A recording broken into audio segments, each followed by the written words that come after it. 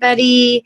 Thanks to Ken and Dave and Craig and everyone else doing service tonight. And welcome to all the newcomers. And congrats to all the people counting days. I have counted days many times because I've been in and out of AA for years. I'm 40, so I don't know. I guess I kind of consider myself a young person, mostly because, well, I'm very emotionally immature. So I feel like I'm like a teenager emotionally. Um, and because I'm in grad school. So I'm still in school. So I feel like I live this life of a like 20 something year old. Anyway, yeah,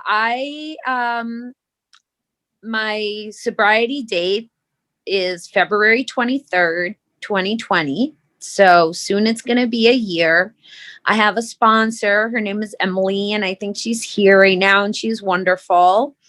And I have a home group, which is 5D, which, as Ken mentioned in the introduction, I found just, amazingly, thanks to my higher power, just randomly looking for groups, for online groups. When I got out of rehab at the end of March in 2020. I have a hard time remembering exactly when I got out of rehab because I went to rehab the year before and it was like almost the exact same time. So I've been to rehab twice.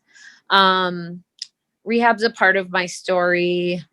Relapse is a part of my story. Drugs, particularly marijuana, but all sorts of drugs are a part of my story.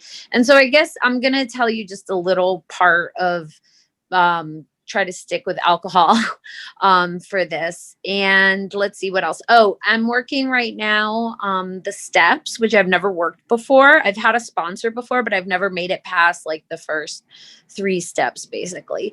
And now we just finished the 5th step. So I'm working on step 6 with my sponsor. And I'm hoping at some point, in the not too distant future to be a sponsor myself. And I'm so grateful to AA. So just a little bit about my life. I was born on June 10th, 1980, which also happens to be the day that AA was started officially. I think it was like the first meeting that Bill and Dr. Bob had. And so I always thought that that was kind of a funny coincidence. And there are a lot of funny coincidences in my life. So yeah. And I was born in Bogota, Colombia, in South America. And if you don't know, Colombia in the 80s was super violent. It was full of violence and like the war on drugs and basically like civil war was ensuing like all throughout the country. And so in January 1985, when I was 4.5, my mom decided to take me with her across the border into the US. So we crossed the border illegally, like across the desert. We walked across the desert and she paid like these coyotes to take us places. And we slept in, the back of trucks and we were walking through the desert and just doing all sorts of things that like a 4.5-year-old should probably not be doing. And so from a very, very, very young age, when we came to New York City, I was used to like lying and being afraid of the police and being afraid of people and not talking to people and keeping secrets and like learning how to lie as like a little 4.5, 5-year-old who talks too much because I've always talked a lot. It was just a lot. And my mom was really sad. She really missed her family. And she spent a lot of time crying and being sad. And then also like being kind of abusive to me and also massively overprotective and like worried that she might get deported at any minute and we might get split up. So that really shaped me a lot. And I have a lot of trauma from that. And I'm only telling you that, I think, because it really helps to shape my story. So I can fast forward to when my mom met my stepdad and we lived in New Jersey. I lived a very suburban, very like white life. And my first encounter with drugs and alcohol was when I was probably like 12 or 13. I was really interested in taking pills. And so I would, when my parents would go away, like go shopping or something, I would look through the medicine cabinets and just look at the bottles with the labels that said like do not take or don't take with alcohol, and I would just take them all and like just take random pills. And I never told anybody I did that. And none of my friends did anything like that.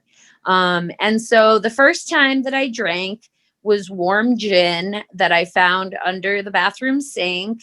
And the funny thing is that many years later, my drink of choice before the last time I got sober was martinis, which became warm gin because I didn't give a shit because I was drinking for like 5 days straight and I didn't care what I drank anymore.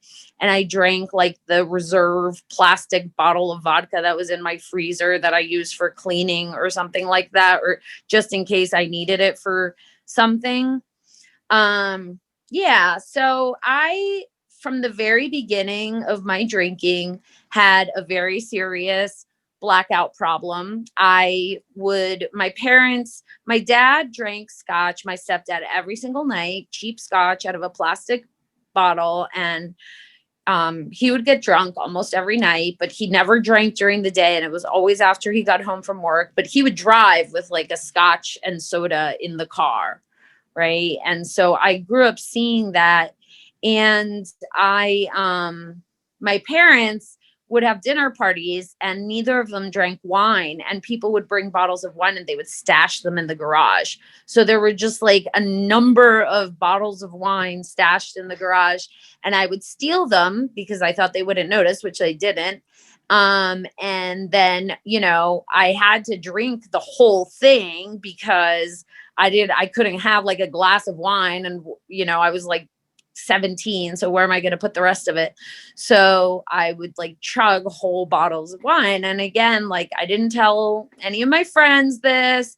Nobody knew I did this. And meanwhile, I was, like a nerdy honor student type kid that never did anything wrong. But along with one of my other nerdy honor society friends, we would drink vodka out of water bottles and drive to school and like just be wasted and like drink a shitload and then not get into any trouble because we were like smart kids. And I don't know. I mean, it just evolved from there. Like I've always been a blackout drinker. I've always drank massive amounts.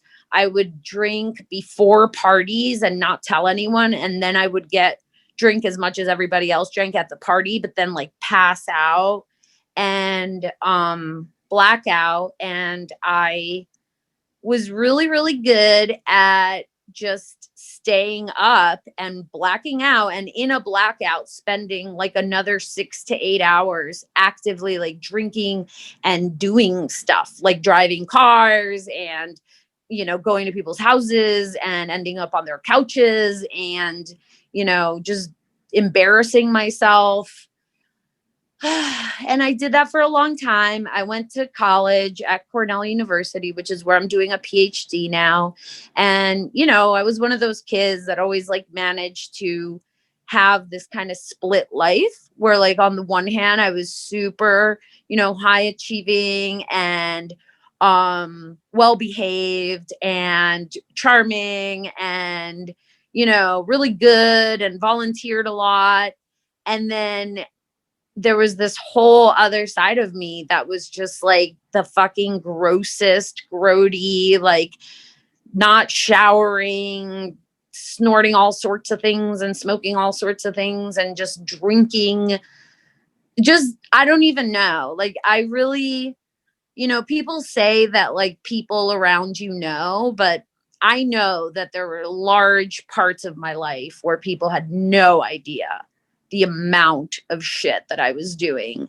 and the amount of harm I was doing to myself and just the amount that I was drinking eventually became, I mean, it was always problematic, but as I've said before, I always thought I had like a drinking problem, as in like I'm not as good at drinking as my friends are, because my friends will get drunk and trashed and like it'll be fun and everything, and I'll get drunk and trashed and then say like really deep weird shit to people and like, you know, pee on their bed and like, I don't know, steal their stuff and say like horrible things to their moms. Like I was just a very, very depraved person. And so I guess the other thing I'll tell you is that when I was like 15 years ago or so, I you know, I've had a lot of relationships, a lot of really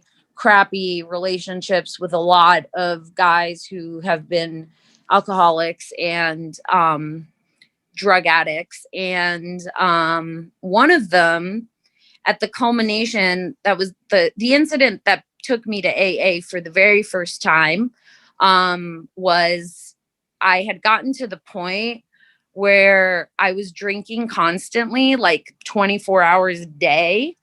I was dating a guy who was making moonshine illegally here in near where I live in upstate New York, and he had a still. He was a blacksmith, and through our relationship, we dated for about 3 years. He was extremely physically abusive to me, and he would like beat me up and like push me out of moving cars. And, you know, like I thought he was going to kill me, literally. And I never thought I would be in an abusive relationship. You know, I was always like, oh, you know, one of those, like, I'm so grateful that that happened to me, because I'm able to relate to women who, and men, but you know, in my case, women who go through that.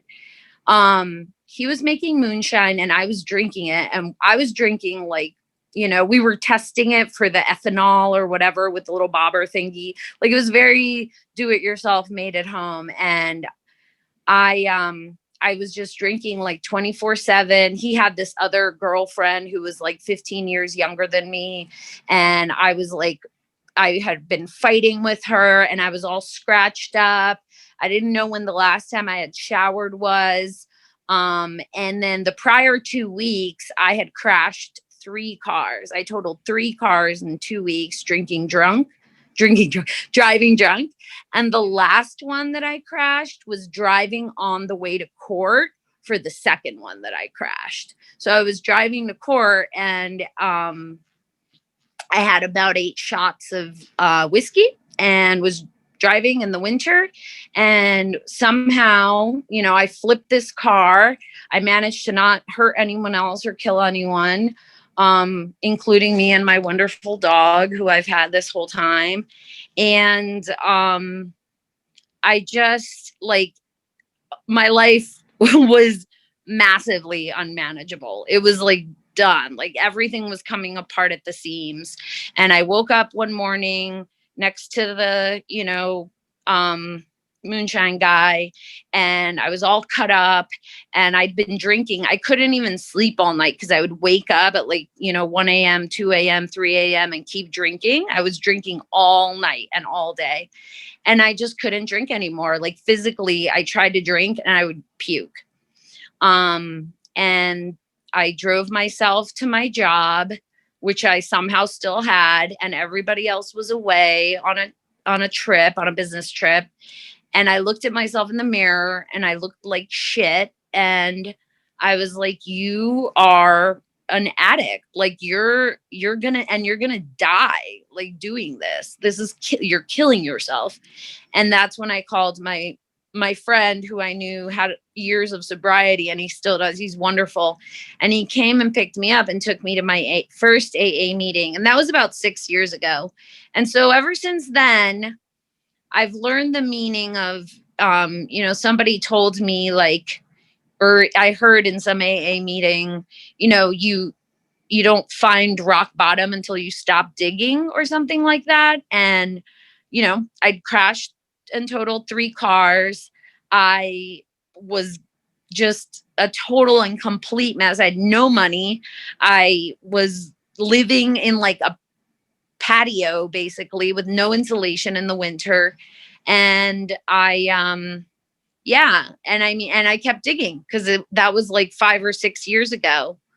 Um, even though I said that it was much longer before. I don't know. I don't know. I'm bad with time, but I think it was like 6, maybe 8 years ago. Um, anyway, last year on February 23rd, um, I, meanwhile, as I said, like I've, achieved a lot, and I worked really hard and got into my dream PhD program. And I was about to marry a guy. I was engaged to a guy named Sam, who was really sweet and didn't drink too much. And I met him when I was in this, my first round in AA. I was 9 months sober, and he was really nice to me and not making moonshine and not beating me up. And so I thought it was great, and I thought I was doing the right thing. And it was like I was living this fake life. I was like, oh, this is what I'm supposed to do. And so I was about to start my PhD program. It was June. I was going to start in September or in August, and we were going to get married on September 1st. And I decided to break up with him, and that was the right decision. And when I did that, I moved out. I started the PhD program, and like my whole life got flipped upside down, and it wound up turning into just this life crisis. I had started drinking again at the end of my relationship with Sam and hiding it from him, and like hiding bottles of booze all around the house, and then waiting for him to leave, and then, chugging them, and getting wasted all the time. And anyway, that all happened. I started my PhD program, and I couldn't do it. Like my whole life fell apart. I was single, and that was fine, but it was like too much change all at once. And I started suffering from massive, horrible insomnia. And like I could not sleep more than like an hour. And I had this for like all told over a year, like a year and a half. And I went during that time, my best friend, whose house I'm at right now, and he's a pig farmer, has found me OD'd on booze and Xanax twice. The first time he said to me that I had to go to rehab or else we weren't going to be friends anymore. I went to rehab. I got out, and I was doing okay. I was sober a couple months, and I decided to start dating, which was great. And I met this guy who was really awesome, but also insane like me.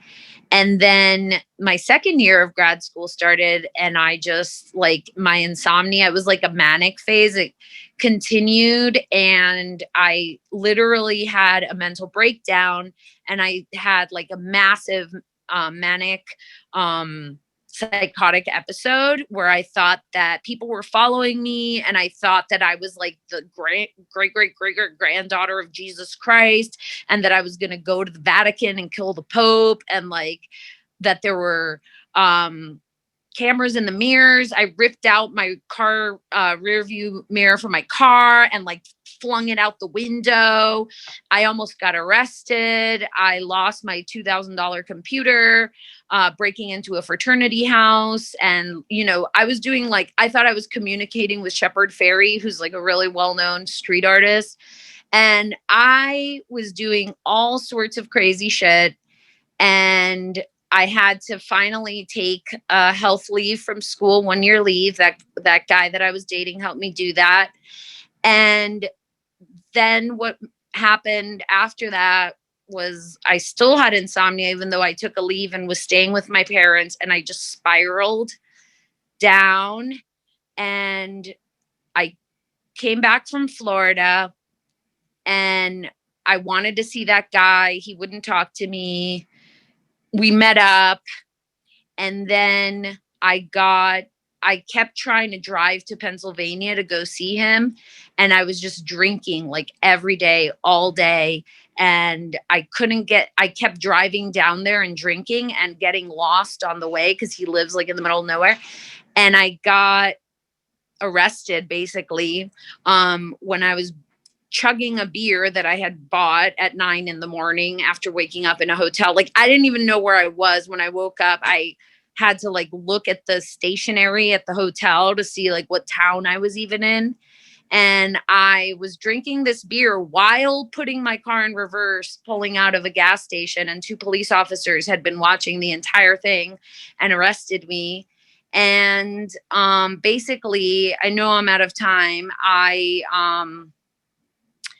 But it was a really important time because after that, I just didn't give a shit anymore. Like, I went home, my friends came and picked me up in Pennsylvania, and I just like stole wine from their fridge and started drinking it. And that's when I decided, like, I'm done. I'm done. Like, I'm done.